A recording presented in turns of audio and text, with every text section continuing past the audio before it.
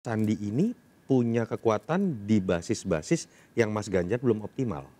Contoh daerah Sumatera, Sulawesi, karena dia dianggap mewakili Gorontalo, lahirnya pun di Riau.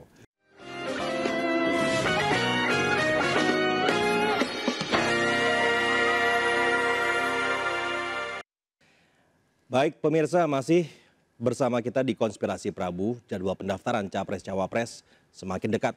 Publik juga masih menanti-nantikan siapa sesungguhnya pasangan Ganjar Pranowo yang belum juga diungkap sampai saat ini. Koalisi pengusung masih menghitung-hitung siapa pasangan yang paling tepat. Nah, kalau bicara Cawapres Ganjar, sebetulnya ini paling seru. Kenapa? Karena banyak tokoh yang masuk radar.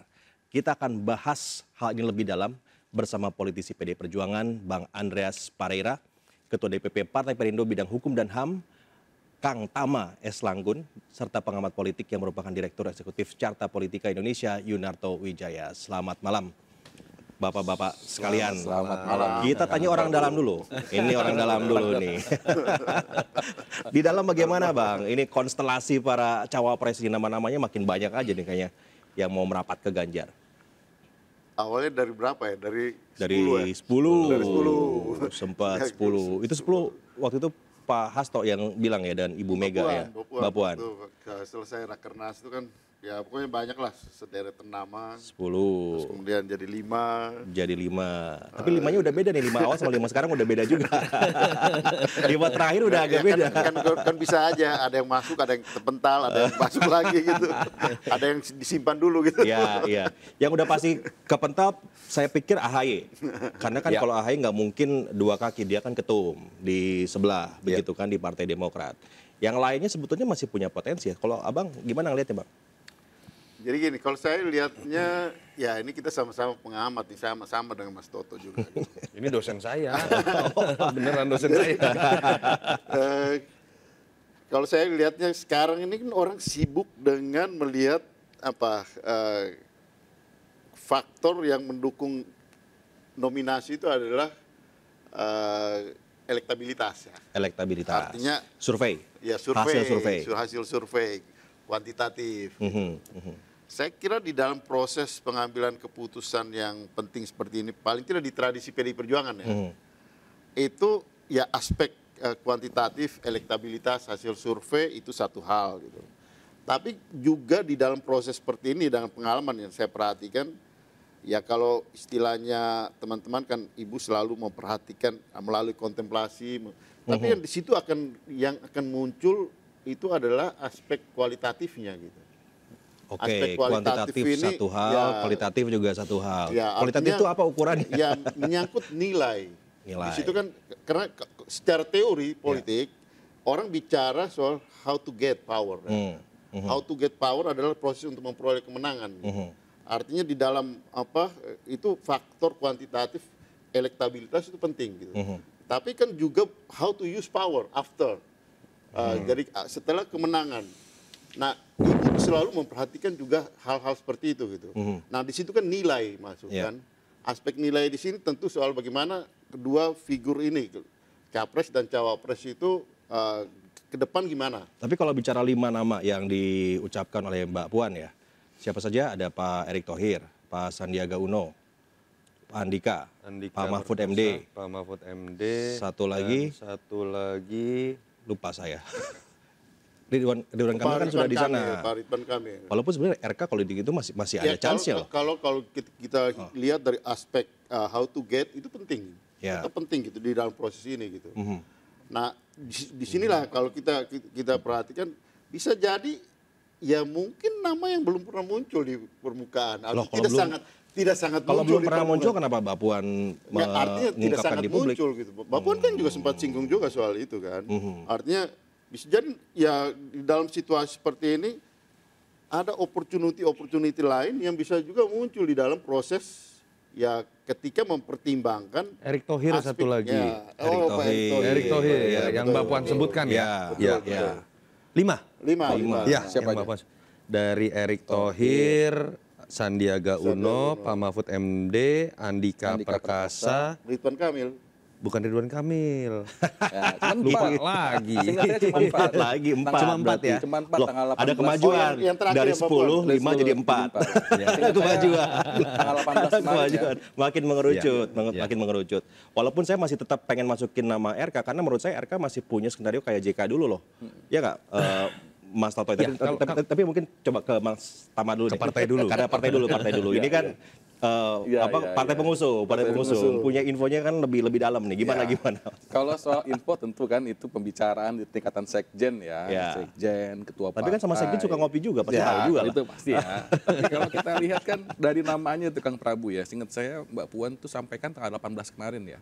Ada Erick Thohir, terus kemudian ada Andika Perkasa, Sandiaga Uno, satu lagi sama Prof Mahfud MD. Masih 4 Jadi berarti. 4, seingat saya 4. Tapi disebutinnya 5. Berarti 5 ya? memang ada satu Mr. X yang bisa jadi kejutan. Apakah di RT kan saya nggak tahu juga. Cuma Bisa jadi, ya, bisa jadi. cuma kalau keterangan sendiri dari Mbak Puan kan sampaikan ya beberapa nama sudah dicoret karena sudah ada di koalisi partai sebelah. Kira-kira kan begitu. Jadi itu menjadi pertimbangan. Tapi saya nggak tahu. Tentu saja kan pembicaraan ini kan baru dimulai ya dan sedang berjalan gitu ya. Jadi kita nggak tahu bagaimana hasilnya. Cuma Tapi 4 tentu nama saja, itu memang dibicarakan di antar partai. ya saya rasa itu karena itu kan juga muncul ya disampaikan resmi oleh Mbak Puan ya kemarin dalam beberapa kali pertemuan. Dan dalam pembahasan saya rasa juga sudah mulai kelihatan kalau dilihat dari beberapa nama-nama yang muncul tadi. Kan kita akan lihat kita sesuaikan juga dengan kebutuhan, dengan keinginan partai dan nilai-nilai yang tadi Bang Andreas sampaikan juga soal secara kualitatif itu seperti apa, kan begitu. Paling nama yang sudah muncul kalau Pak Andika ya mungkin, tapi kan dia juga sudah di TPN ya. TPN. Wakil ketua. Terus kemudian Wakil nama ketua lain masih bisa juga jadi wapres. bisa masih mungkin juga, artinya masih mungkin. Kemudian Kalau RK juga aja bisa gitu. RK aja bisa, RK aja bisa, betul. bisa. Ada nama Erick Thohir yang juga ada namanya di koalisi Mas Ganjar, ada juga di koalisi Prabowo. Seingat saya namanya juga muncul. Apalagi kan? PAN-nya kan di sebelah sana. PAN-nya di sebelah sana. Terus kemudian ada nama seperti misalnya Prof Mahfud itu juga muncul. Yang terakhir ada Sandiaga Uno. Ya. Kalau kita lihat Kalau Erick Thohir itu PAN-nya atau Erick Thohirnya gitu. gitu kita nggak tahu ya. Coba nanti Mas Toto yang jawab itu. Kayaknya lebih tahu. Tapi kalau lihat dari 4 ya yang terlihat ini mungkin pandangan pribadi ya karena saya sendiri belum bicara secara serius ya dengan di pimpinan partai. Ya ada nama seperti Sandiaga Uno, ada nama juga seperti Prof Mahfud ya, itu yang sering muncul begitu ya. Yang lain-lain tentu saja nggak tutup kemungkinan. Tapi dari 2 tadi ya dua-duanya juga punya plus minus ya, punya lebihnya, punya kekurangannya dan secara kelebihan tentu saja kalau kita bicara figurnya Prof Mahfud misalnya soal isu anti korupsi, penegakan hukum, ketegasan, politik bersih dan lain-lain tentu itu bisa jadi nilai positif juga di sana. Termasuk dia juga sebagai orang NU begitu itu juga punya nilai positif. Kemudian dari sisi Pak Sandi juga tentu saja punya nilai lebih juga. Dia kemudian juga sebagai seorang ekonom gitu dan kemudian program-programnya Mas Ganjar yang disampaikan dalam beberapa kali diskusi ada 3 pondasi, 7 kegiatan kan di 7 itu sebagian besar soal. Kalau Mas Andi sebetulnya kan lebih mudah kan sudah di dalam dari koalisi dari sisi kepartaian Betul. gitu, ya kan nggak rumit sebenarnya gitu. Betul, pertimbangan lain juga soal koalisi dia juga sudah ada di dalam koalisi kan. Saya tuh justru malahan berpikirnya kok ada nama Sandi yang sebetulnya secara elektabilitas juga cukup baik ya untuk baik, cawapres. betul. Tapi masih ada nama RK, masih ada nama Erick Thohir, masih ada nama Prof Mahfud. Ini kan artinya ini belum ajak nih. Belum ajak memang. Nah Mas Toto coba gimana Mas? Analisa. Karena begini, kita nggak bisa melihat ini sebagai variabel statis. Artinya kemudian hanya menyandingkan dengan Mas Ganjar secara kuantitatif ketika disurvei misalnya mana yang paling tinggi. Oke. Atau secara kualitatif mana pemikirannya misalnya dianggap nyambung dengan Mas Ganjar. Ini kan variabel dinamis yang akan ditentukan angkanya ini akan menjadi sebuah ledakan atau tidak ketika dipasangin tergantung siapa pasangan lawannya. Nah pasangan lawan yang sudah pasti, ya saya nggak bisa mengatakan pasti sebelum ada janur kuning nggak pasti juga betul. gitu ya. Amin. Tapi yang sudah deklarasi amin gitu kan. Yang kedua kan yang memang juga masih dalam kebingungan yang sama menurut saya adalah Pak Prabowo. Bahkan kalau kita bicara di survei pertarungan Bukan lebih bingung. jangan-jangan lebih bingung gitu kan. Karena kecenderungannya kalau dibaca di survei, pertarungan baik itu di putaran pertama atau kemudian harus di putaran kedua, kecenderungannya kan akan lebih mengarah kepada Pak Prabowo melawan Mas Ganjar. Sehingga upaya saling mengintip ini menurut saya sedang terjadi juga. Termasuk itu akan berpengaruh dalam menentukan siapa pasangan yang paling cocok buat Mas Ganjar. Ngintip dulu nih, Pak Prabowo akhirnya ngambil siapa. Pak Prabowo ngintip siapa kan juga nggak gampang. Tadi betul, rumit. Ini lebih rumit, kenapa? Nunggu gugatan MK misalnya. Itu variabel yang nggak ada di pasangan lain gitu. MK. Nah itu masih ada ditunggu. masih ada betul, ditunggu. betul. Jadi kalau analogi main kartu, kita tahu lawan kita jago, kartu as itu nggak mau, jangan dibuka di awal, langsung ketahuan gitu kan pamungkasnya di mana. Itu yang menyebabkan menurut saya kenapa sih nama-nama bisa berubah yang keluar. Limanya tadinya formatnya seperti ini, Mbak Puan tiba-tiba mengutarakan berbeda lagi. Bahkan ada satu misteri tadi tuh, keluar berita 5 tapi ternyata kita bisa ngelisnya cuma 4 tadi gitu kan. Saya nggak tahu apa nama kelima Pak Prabowo, apa saya nggak tahu. Tapi artinya gini. Nama kelima tuh hilaunya. Karena gini, kita harus melihat apa yang sudah terjadi selama setahun terakhir, apalagi 3 bulan terakhir kalau kita lihat ya. Kejutan memang banyak sekali terjadi. Betul. Apa yang sudah diyakini terikat, kemudian berubah. Misalnya Sudah siap diumumkan, tiba-tiba ganti orang. Betul. Jadi menurut saya faktor kejutannya masih akan sangat banyak. Rekaan saya, cawapres Mas Ganjar pun seperti akan menjelang masa injury time baru akan diputuskan. Oke, jadi ini main-main kejutan semua ya, intip-intipan gitu. Nggak seru nih kayaknya nih. Kita kan pengennya tahu dari awal nih. Hanya coba sekarang kita bahas satu persatu nih, masing-masing nama ini. Karena kan ini judulnya nih menanti hilal. Nanti hilal. Kita anggaplah, asumsikan secara kuantitatif nama-nama yang muncul sebenarnya nama-nama yang bagus. Gitu ya. Secara survei tiga-tiganya ada dengan Mas Ganjar. Lalu yang Pak Andika juga bagus gitu ya.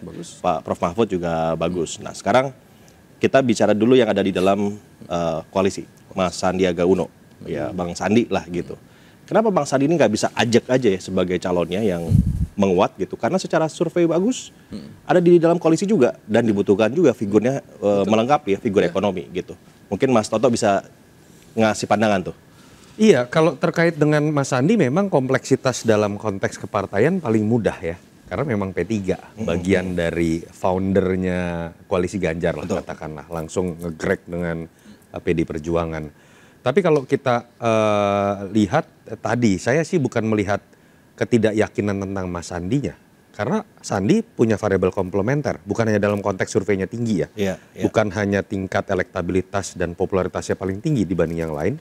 Tapi variabel komplementernya Mas Sandi ini punya kekuatan di basis-basis yang Mas Ganjar belum optimal. Contoh daerah Sumatera, Sulawesi, karena dia dianggap mewakili Gorontalo, lahirnya pun di Riau. Investasi elektoralnya pun 5 tahun lalu sebagai cawapres Pak Prabowo sudah terbangun. Itu ada di daerah-daerah kan yang bisa melengkapi Mas Ganjar. Kira-kira bahkan bahasa gini loh, Mas Sandi jangan-jangan satu-satunya cawapres yang punya kemampuan untuk bilang saya bisa pecah suara Pak Prabowo, kira-kira gitu. Karena pernah bersama membangun investasi elektoral di situ. Tapi kalau kita coba analisis secara kritis kan mungkin juga dari sebagian stakeholder pendukung Mas Ganjar bisa juga menggunakan kacamata sebaliknya. Apakah kemudian masuknya Mas Sandi yang dulu pernah berseberangan itu kemudian akan menyulitkan konsolidasi di sebagian segmen pemilih yang merasa misalnya Mas Sandi dulu pernah berseberangan dengan kita. Penolakan kan mungkin ada juga di situ. Itu yang menyebabkan seperti juga penolakan pada Prabowo juga begitu ya kalau di koalisi ini. Betul, itu yang menurut saya menyebabkan mungkin dalam konteks itu Mas Sandi ada kompleksitasnya tersendiri. Dan balik lagi menurut saya nama Mas Sandi akan terlihat match atau tidak akan ditentukan oleh lawan ini menggandeng siapa. Bang Ari setuju? Ya, saya ikuti Mas Sandi ini kan ya karena kami juga di DPR itu kan di Komisi 10 bermitra dengan Mas Sandi kan. Jadi saya mengikuti bahwa Mas Sandi rajin gitu. Rajin dalam arti apa? Mungkin salah satu menteri yang mengunjungi paling banyak wilayah di Indonesia ini salah satunya Mas Sandi gitu. Sampai ada sebutan menteri berwisata itu ya. Karena urusan dengan pariwisata. Gitu. Nah itu satu hal yang ya membuat di daerah relatif orang mudah mengingat beliau gitu, mengingat Mas Sandi. Dalam arti bahwa itu akan ya menjadi faktor komplementer tadi dan juga bisa akseleratif gitu ke depan. Tapi variabel yang lain itu ya tadi yang seperti disampaikan Mas Toto, saya sepakat gitu. Dalam arti bahwa ini ya ketika kan ini tiga, kalau katakanlah kalau tiga ini jalan, ini kan tiga ini kan saling mengintip ini kan. Dan bisa jadi menjadi faktor yang ya mengganjal Mas Ganjar ketika ini dulu perlawan kita gitu. Itu masih ngaruh ya? Masih ada ya? Oh masih ada, di masih ada. pemilih. Masih ada. Masih Itu ada, masih ya? di pemilih-pemilih yang dulu die hard ini itu Yang merasa pernah terluka dalam polarisasi itu mungkin membutuhkan waktu lebih lama untuk proses healing. Saya pikir di situ kompleksitas mengenai persepsi pendukung Mas Ganjar itu terjadi. Oke. Kang Tama ada pendapat? Ya kalau saya mungkin menambahkan ya, poinnya kan juga yang saya bilang tadi ada plus ada minus.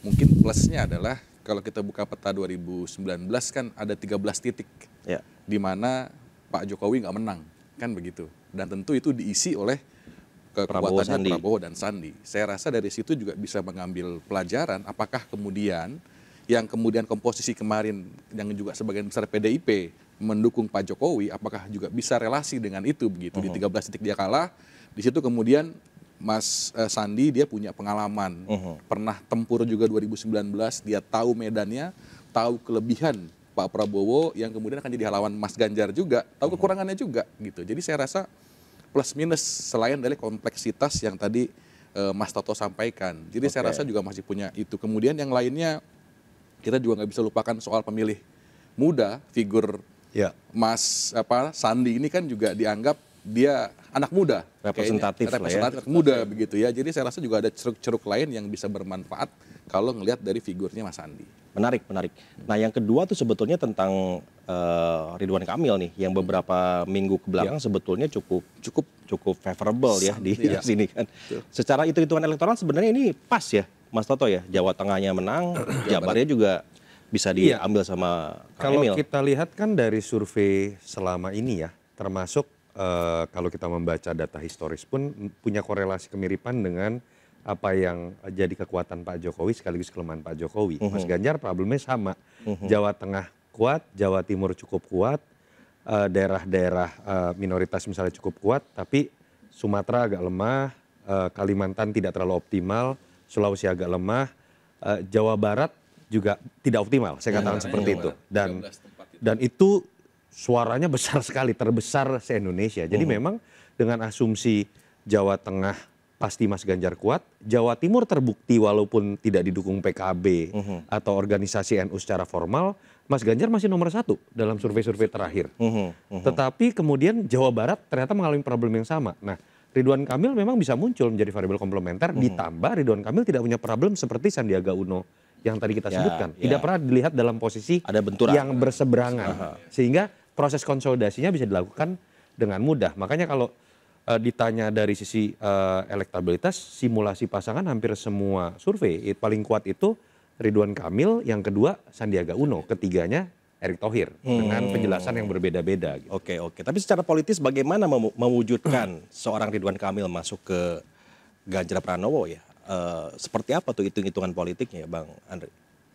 Ya, saya ingin menyambung dulu apa yang tadi disampaikan Mas Toto. Artinya variabel kita semua tahu lah, artinya Pak Ridwan Kamil ini gubernur Jawa Barat pemilih terbesar gitu, pemilih terbesar. Saya lebih dari 30 tahun di Jawa Barat dan secara politis juga dosen saya di Bandung ini.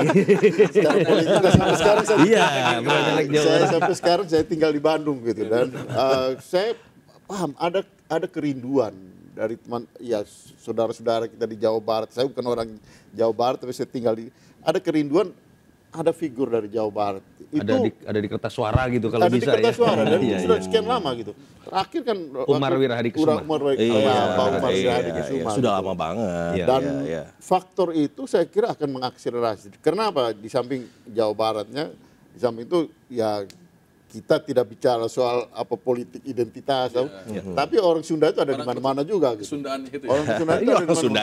Iya, Mas Prabu juga orang Sunda. Ada faktor, ya emosi itu juga akan berpengaruh juga gitu. Nah, cuma memang tadi gitu faktor Politiknya. faktor politisnya, artinya yang menjadi minus dalam hal ini tentu. Tapi kan ini pernah terjadi waktu Jokowi JK dulu. Jokowi JK, begitu pula SBY JK. Ya begitu Iya, pun SBY jadi- JK, iya. begitu Jadi SBY polanya JK. mirip Polanya sekali. pernah Dan itu semua terjadi. berkaitan Iya. dengan Golkar ya. Betul. Iya, dua-duanya. Dan polanya selalu sama, Golkar selalu kalah dalam Pilpres tapi selalu masuk dalam bagian dalam- kekuasaan. Ini selalu terjadi Selalu gitu survive ya. ya. Seharusnya Golkar belajar dari Iya. kemenangan. Tapi mungkin nggak itu terjadi ya? Atau ada skema lain barangkali yang itu ya breaking newsnya Kang Emil itu misalnya keluar dari Golkar dan pindah ke salah satu partai yang ada di koalisi itu masih mungkin nggak ya? Saya Coba. rasa mungkin ya, karena kan kalau mendengar dari penjelasannya Mbak Puan ya dalam pernyataan resmi, karena ini soal etika politik juga. Ya mungkin juga secara etika kok tiba-tiba mengusung dari partai lain yang jelas-jelas partai itu ada di seberang gitu ya. Bahkan kita juga ingat dulu PSI mengusulkan Mas Ganjar gitu karena nggak ada izin dulu atau etika politik nggak jalan, kemudian itu nggak jalan secara Karena di PDP lancar. etika politik kayaknya ini Ya, sekali ya. kalau saya juga Sakral saya- sekali ya. Pendapat itu. Artinya kalau memang ini ya Golkarnya Ya. yang harus belajar dari kemenangan-kemenangan sebelumnya gitu. Kalau mereka mau, kita dalam arti bahwa itu akan jauh lebih smooth. Perindo lah Kecuali masuk RK, lah. kecuali RK pindah ke Perindo. Perindo lah masuk lah. Ajak kopi dulu dong gitu. Mas Toto, tapi itu memungkinkan ya, maksudnya kalau dengan skema katakanlah menggunakan 2014 begitu, kira-kira masih works nggak model seperti itu yang sekarang ini? Kalau kita mau telah lebih mendalam, RK bukan ketua umum, baru menjadi kader Golkar pun baru sekali hitungannya. Artinya kalau kita kemudian menganggap ada sesuatu yang luar biasa ketika RK katakanlah harus keluar dari Golkar, pilihan paling ekstrem juga tidak. Jadi ini satu hal yang, kan kalau mau bicara misalnya RK misalnya pun keluar, tapi dalam konteks karena mendapatkan kesempatan untuk mengabdi kepada masyarakat dengan jabatan yang lebih punya otoritas, itu kan juga sebuah fakta politik yang bisa dipertanggungjawabkan ke publik gitu ya. Itu yang menurut saya kalimat Mbak Puan kemarin itu sebenarnya masih bisa ditafsirkan dalam konteks gray area. Mbak Puan itu tidak berbicara mengenai RK-nya. Mbak Puan juga tidak berbicara dalam konteks Golkar dan PDI Perjuangan tidak mungkin untuk bersatu, tapi dia menghormati keputusan saat ini dari Golkar yang sudah menyatakan dukungan kepada Pak Prabowo. Artinya kan di situ bisa ada beberapa pilihan. Pilihan pertama paling ideal ya sudah Golkar ke kita saja. Pindah. Lalu kemudian kadernya dijadikan Bang Ande paling senang ini kalau misalnya. gitu. Atau Sebagai kemudian orang Bandung ya. atau kemudian itu lemparan wacana juga kepada RK, Kang Emil, bahwa Kang Emil, kami tidak mau ribut dalam konteks hubungan baik antar partai. Kalau Anda memang ingin menjadi cawapres, ya sudah keluar dari Golkar sehingga kemudian tidak terjadi permasalahan di internal Golkar dikarenakan kami atau capres kami gitu. Itu yang menurut saya masih sangat Terbuka ya. banyak skenario yang menempatkan Kang Emil untuk tidak keluar dari list tadi gitu. Karena memang harus diakui kalau bicaranya dalam konteks pemenangan, belum lagi bicara narasi, bukan hanya dalam konteks Jawa Barat ya. Kang Emil ini harus diingat loh, jumlah followers IG-nya mengalahkan 3 capres yang elektabilitasnya tinggi. Bukan hanya mengalahkan, jumlahnya 3 kali lipat. Mas Ganjar 6 juta, Mas 6,2 juta, Mas Anies 6 juta, Pak Prabowo 5,6 juta. Kang Emil hampir 20 juta. 20 juta. Jadi 3 kali lipatnya gitu ya. sangat signifikan Ditambah lagi narasi dalam konteks kapabilitas, bergabungnya 2 gubernur dengan provinsi besar sekali, Jateng itu ya. menurut saya Nilai juga lebih. sebuah kekuatan yang luar biasa. Ya, Menarik. Tapi saya tambahkan, bukan hanya provinsinya gitu. Ya. Yang namanya orang dari provinsi, 2 provinsi itu ada di seluruh Indonesia. Betul sekali. Tersebar di mana-mana. sekali, Ya. Betul, betul. Ya. Oke, Ridwan Kamil beres. Kita sekarang bicara Erick Thohir.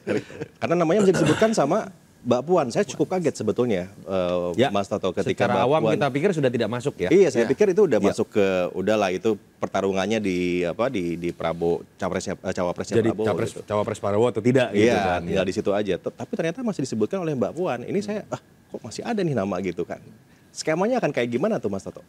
Iya, kalau kita membaca nama Erick Thohir, sebetulnya dulu kalau kita ingat, kan nama yang paling sering dilekatkan dengan Mas Ganjar. Sebelum muncul nama Kang Emil, Sandiaga Ganjar, Uno, ET ya. Prof Mahfud, Andika Perkasa, dan lain-lain. Kenapa saat itu? Karena dikaitkan dengan Erick Thohir yang tanda kutip dianggap anak emasnya Pak Jokowi. Sehingga kaitan nama Ganjar ET itu dianggap bagian dari endorsement Pak Jokowi. Ketika nama itu muncul kembali, boleh dong orang kemudian berspekulasi, loh jangan-jangan positioning Pak Jokowi yang dispekulasikan oleh sebagian pihak sekarang 50-50 atau agak ke Pak Prabowo, apapun itu ya spekulasinya, jangan-jangan udah balik badan nih.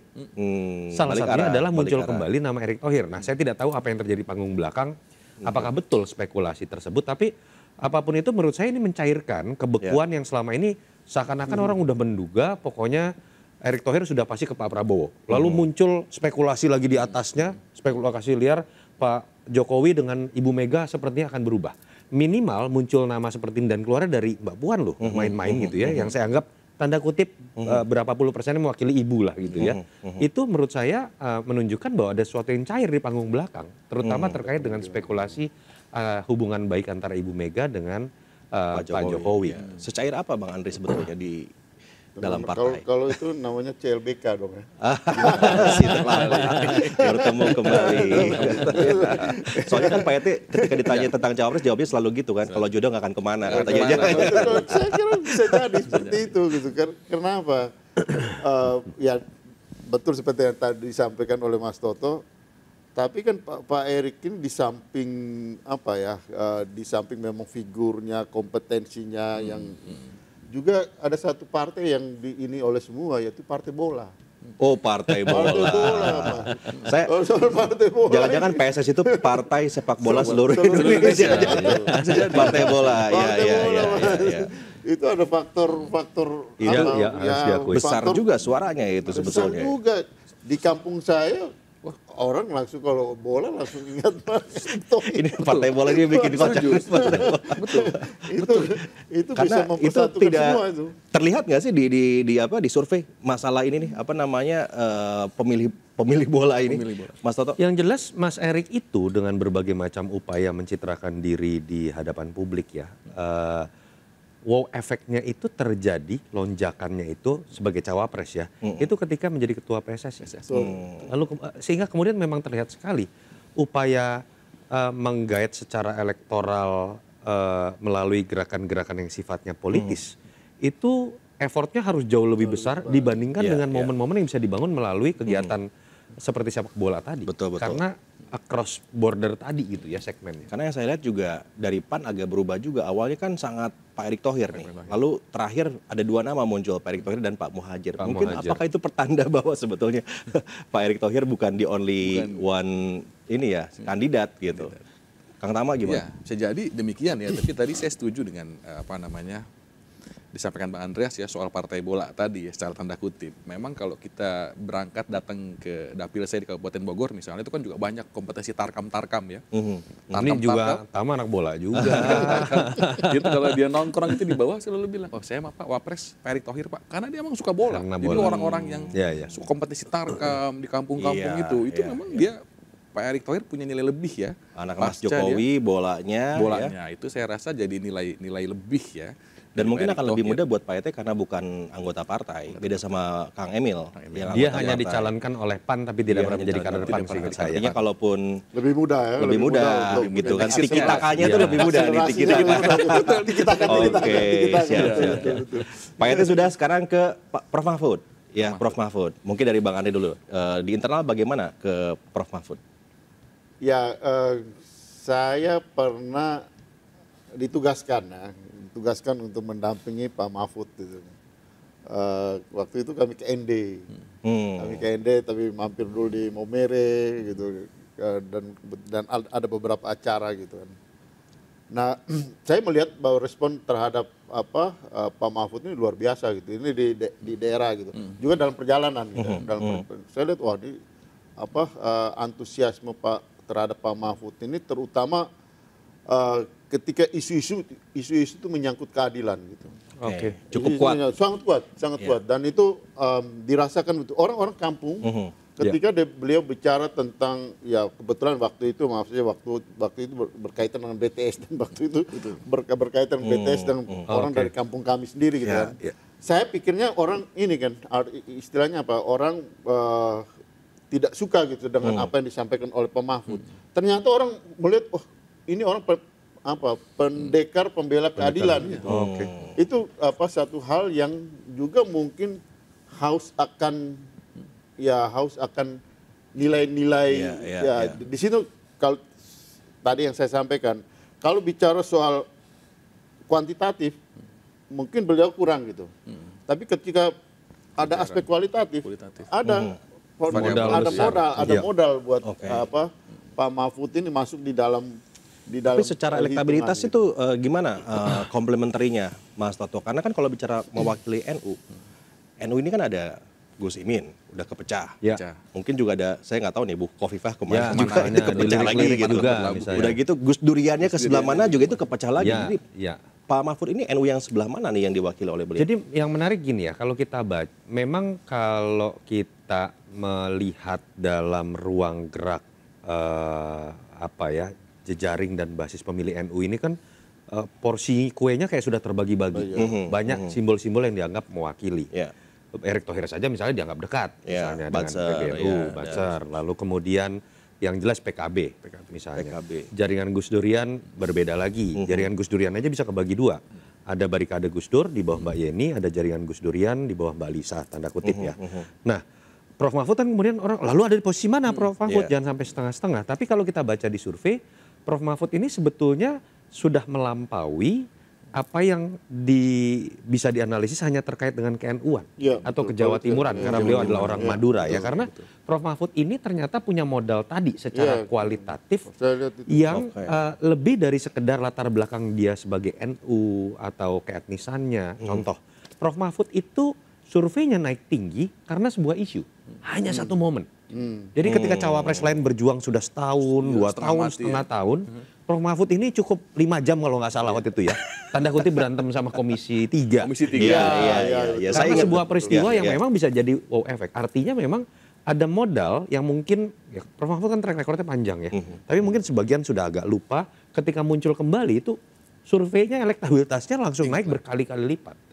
Jadi di luar variabel ke-NU-an, lalu kemudian Jawa Timur, tapi Prof Mahfud punya modal yang melampaui, yang tokoh NU lain, entah itu Caimin atau Mbak Yeni atau misalnya yang lain. Jadi sudah beyond ya. Betul. Nah tinggal pertanyaannya kan adalah kalau betul tadi ya cawapres dari kedua lawan Mas Ganjar dalam konteks ini Caimin hampir pasti. Nama Ibu Khofifah belakangan mulai hidup kembali di lirik Pak Prabowo katanya. Pertanyaannya adalah formula yang tepat buat Mas Ganjar, apakah ikut rebutan di ceruk yang sama diperebutkan, atau jangan-jangan Mas Ganjar harus masuk ke ceruk lain. Nah itu yang menurut saya bisa jadi kekuatan ataupun kekurangan juga dari Prof Mahfud. Kang Tama ada komentar? Ya, kalau saya justru melihat ya karena kan juga hampir sebagian besar kegiatan saya bersinggungan dengan dunia hukum. Yang kemudian tadi Pak Andreas bilang pendekar hukum, pendekar segala macam, ya saya rasa itu ada pada label itu hari ini, itu ada pada Prof Mahfud. Dia itu sering juga menjadi pemecah kebuntuan isu-isu hukum yang sedang terjadi. Ada problem, stuck di mana, dia dobrak dan kemudian itu muncul di ruang publik. Mulai Twitter dan lain-lain di sosial media itu selalu penuh dengan Prof Mahfud ya. Yang tadi disampaikan, pertikaian atau perdebatan dengan Komisi 3 itu membuat hampir setiap sosial media saya itu Prof Mahfud semua yang sedang membantah itu. Dan poin lainnya juga bagi teman-teman mungkin aktivis ya, itu juga ada banyak yang memang juga secara perkara sedang menghadapi isu hukum, dia banyak terbantu oleh Prof Mahfud. Betul. Jadi memang dia punya nilai sendiri. Jadi aspek kualitatifnya secara Prof Mahfud itu lebih tinggi lah ya dari kuantitatifnya. Oke. Sekarang Pak Andika. Nih Pak Andika ini udah jadi Wakatum TPN. Ya. Mantan Panglima TNI gitu. Secara hitung-hitungan politik Mas Toto, ini sebetulnya komplementari nggak untuk seorang Ganjar Pranowo sekarang ini? Memang secara kuantitatif surveinya katakanlah paling rendah ya. Karena tingkat pengenalan terhadap Pak Andika dibanding nama-nama lain tadi lebih rendah. Karena beliau tidak pernah masuk dalam gelanggang politik seperti nama-nama yang lain tadi. Tapi dalam konteks narasi bisa menjadi menarik. Pertama kalau problemnya tingkat pengenalan, siapapun yang kemudian resmi ditetapkan oleh KPU sebagai cawapres, itu paling tidak 70% akan tingkat pengenalan bisa didapatkan gitu ya. Jadi secara otomatis elektabilitas juga akan naik. Dalam konteks narasi ini juga menarik. Misal ya, dalam konteks narasi wakilnya Mas Ganjar jenderal bintang 4 loh. Bukan sekedar bintang 3 seperti lawannya Mas Ganjar yang kebetulan juga selesai karir militernya karena dipecat. Betul. Dalam konteks misalnya berbicara latar belakang militernya pun saya sih tidak pernah mendengar ya Mas Andika dengan berbagai macam gosip misalnya terkait dengan karakter dan temperamental dan lain-lain gitu ya, dan Cukup clean lah. betul, dan ketika bicara mengenai bergabungnya sosok militer dan sipil itu narasi besar yang menarik buat rakyat kebanyakan gitu. Dan itu kan mengkombinasikan antara sipil yang biasanya cenderung bisa mengakselerasi cepat dengan kekuatan militer yang masih bisa menjamin stabilitas.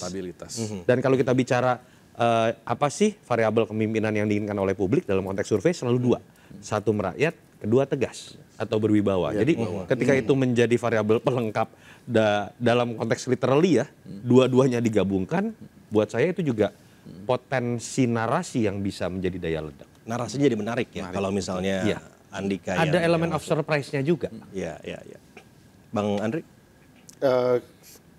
Kalau Pak Andika ini yang juga saya kira masuk di dalam variabel kualitatif yang saya maksudkan. Artinya beliau memang selama ini relatif ya dari segi elektabilitas relatif ketinggalan dari yang lain gitu. Tapi figur Pak Andika ini, saya kenal Pak Andika sudah cukup lama sejak beliau masih lihat call mungkin cukup lama lah gitu. Dan saya melihat potensi dari figur Pak Andika ini bahkan sebelum ketika waktu itu Nasdem ada berapa, 3 nama ya? 3 nama. Waktu itu kan masih Ganjar, Anies, dan Andika. Saya akan melihat bahwa ini potensi ada pada beliau gitu. Sempat juga kami berdiskusi gitu. Tapi ya saya secara pribadi gitu, artinya ini lebih ke perkawanan gitu. Tapi beliau bukan tipe orang yang senang menonjolkan diri di politik. Saya melihat dia sebagai seorang militer profesional ketika dia menjadi panglima gitu kan. Baru setelah dia selesai pun itu pun dia tidak menonjolkan diri, tidak mau menonjolkan diri, tidak menunjukkan kesan ambisius gitu. Nah, ini menjadi titik lemah di dalam elektabilitas gitu. Tapi ini juga bisa jadi kekuatan gitu. Karena pernah juga Ibu Mega atau Ibu Puan yang bilang bahwa Mas Hasto ya dalam senyap gitu kan calonnya gitu. Yang tidak terlalu punya ambisi kalau nggak salah bahasanya gitu di media. Saya kira itu satu hal, dan tapi punya karakter, punya sikap tegas, dan itu tadi saya sepakat dengan apa yang ditampilkan oleh Mas Toto tadi. Ini akan menjadi faktor komplementari dengan ya posisi sebagai seorang jenderal full bintang 4 yang punya karakter, punya sikap. Dan di lapangan, saya beberapa kali, 2-3 kali lah terakhir akhir-akhir ini menemani beliau gitu. Artinya terakhir ke Bali kemarin, saya lihat di lapangan ketika beliau muncul di lapangan, itu respon Pak Andika. Jadi sebenarnya ini barang ini kalau dilepas ke lepas ke jalan cepat juga ini. Tinggal deklarasi aja bisa langsung. Bisa cepat ini. Ya secara narasi yang menarik ya Kang Tama ya. Iya, saya rasa memang menarik ya kalau kita lihat dari pijakan dasar dari programnya Mas Ganjar yang sering dibicarakan itu ada pelipat gandaan anggaran, digitalisasi pemerintahan, dan nomor 3 itu kan pemberantasan korupsi. Jadi saya rasa nilainya dengan Prof. Mahfud itu nggak jauh beda. Dua-duanya punya sisi ketegasan, kemudian keberpihakan pada isu hukum. Dengan Mas Andika sendiri, itu saya beberapa kali juga interaksi waktu di LPSK. Ada kadang-kadang korban atau pelaku itu yang dari TNI. Nah itu saya tidak melihat dia sebagai seorang militer yang kaku, tapi justru sangat luas. Andika, ini seperti apa ini korbannya? Oh, itu korbannya ya Mas Tama. Saya boleh ke situ nggak? Saya boleh lihat nggak ini korban seperti apa? Jadi saya ngeliat dia udah kayak bukan TNI yang menakutkan ya, bukan image-nya sudah beda. Image-nya boleh jadi punya, menurut saya ya, udah punya sense politik juga mungkin ya. Dia bisa bergaul dengan masyarakat dengan sangat baik. Kemudian hal-hal TNI yang kemudian kalau kita ada perkara di POM, kita buat surat, itu pasti kan lebih ketat atau tegas seperti apa ya. Tapi kalau dengan Pak Andika dia buat surat, dia bantu, dan banyak sekali yang terbantu. Jadi saya rasa secara figur pun sebetulnya dia pas. Kalau dilepas mungkin juga dia bisa melonjak namanya. Tapi memang lagi-lagi tadi secara survei saya nggak tahu seperti apa. Mas Toto yang lebih paham ya soal bagaimana secara survei. Kemudian secara integritas, kemudian kita bicara juga soal rekam jejak, saya rasa nggak ada hal serius yang pernah dia lewati kira-kira Siap. begitu. Ini 5 nama sudah kita bahas, rekamannya tinggal kita kasihkan kepada para ketua parpol dan Mas Ganjar. Ya, masing-masing sudah kita bahas. Moga-moga ini jadi referensi buat mereka. Jadi kita kasihin. Terima kasih Bapak-bapak. Bang Andre, terima kasih. Mas Toto, terima kasih. Kang Tama, terima kasih. Dan juga untuk pemirsa yang paling penting adalah bahwa obrolan hari ini bisa menjadi kurang lebih referensi bagi Anda untuk melihat, menganalisa dengan cara Anda sendiri siapa yang paling pas, terbaik sebagai cawapres untuk Ganjar Pranowo. Demikian konspirasi Prabu hari ini. Saya Prabu Revolusi pamit. Terima kasih. Sampai jumpa.